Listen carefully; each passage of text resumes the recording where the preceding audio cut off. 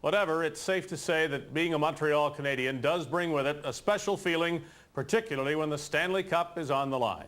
Here's more from TSN's Rob Sinclair. Montreal is a city of religion, a city of believers, a congregation of hope and expectation. It's here at the Forum, Montreal's hockey shrine, that hope and expectation come together. It's a shared experience, the hope to excel, the expectation to win.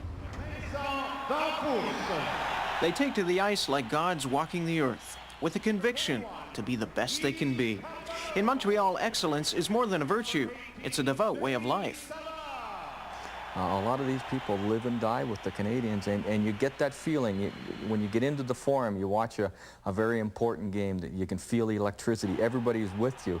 So it's not only just playing a hockey game for the Montreal Canadiens. You're carrying really the whole weight of the province with you. The Canadians are heralded as heroes, but they're only hockey players. It's a weight born of success, of 23 Stanley Cups, of devotion to a cause and to a people. They're simply games, and you wear a logo and you put on a cap, but it's much more here. It's spiritual, it's passionate, it's cerebral.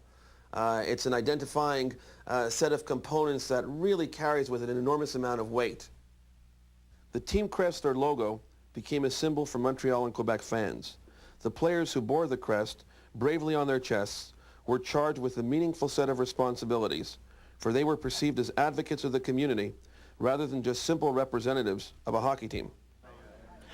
The CH is Montreal's most distinctive status symbol. The Canadians are to Montrealers what the Francophone factor is to Quebec.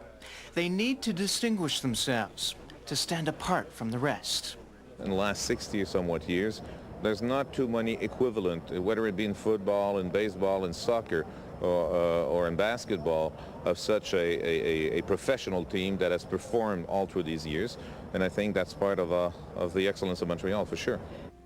The Habs' history of success is personified in their stars. It began in the 1930s with Howie Morantz, the 40s with Maurice the Rocket Richard, then Henri the Pocket Rocket in the 50s, followed by Jean Beliveau in the 1960s and Guy Lafleur in the 1970s. All French, but more importantly, all winners. Well, they're great fans, there's no doubt about that, but they're very spoiled. As far as hockey is concerned, we've been winning quite a few Stanley Cup here in Montreal, so like I said before, they're just great fans, but they don't know much about losing. So like everybody else, like every other fan, I guess, they're great when you win, but they're not as great when you lose. Greats like Hall of Fame goaltender Bernie Perron remember how hard it was to play at the Forum. Oh God, I still just trying to answer that question. I feel it. It was, you know what? I hated playing in goalie against Montreal. In Montreal, I just hate it, and the reason for this is really because of the pressure that is on the goaltender, because you knew that, you know, every time you played Montreal, you had to be at your best to have a chance to win the game.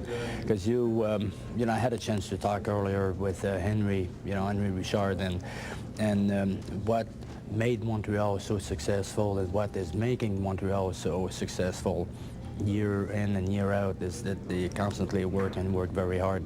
So you have to be at your best to compete against them. And if the opposition feels the heat, imagine what the home side goes through. Watchful eyes from above remind every player what's expected of him, of the commitment to excellence, embraced by everyone, players and fans alike. When you're not performing to your capabilities, they'll tell you, you got to be on your game every night. If you're not on your game every night, you'll hear from somebody. The fan support in Minnesota was great at the time, but here it's more of a religious aspect. It's more ingrained part of their life, and I think it's really valuable to play here at a time like this. But times have changed. No one player bears the burden. Nowadays, it's the coach. Over the last few years, I don't think that that star has really come out of Montreal. I think the star right now is Jacques Demers, which pulled this team all together. Jacques Demers has done a great job trying to keep us shielded as much as he can, and we got a great bunch of guys. There hasn't been any trouble off ice this year as there has been in past years, and basically we're just a close-knit bunch in here. The Canadiens are many things to Montreal, an athletic, cultural, even political institution. But there's no denying what's most captivating about this hockey club is the religious fervor which surrounds it. It's almost as if each winter the Canadiens take Montreal on a quest for the Holy Grail, hockey's Holy Grail, the Stanley Cup.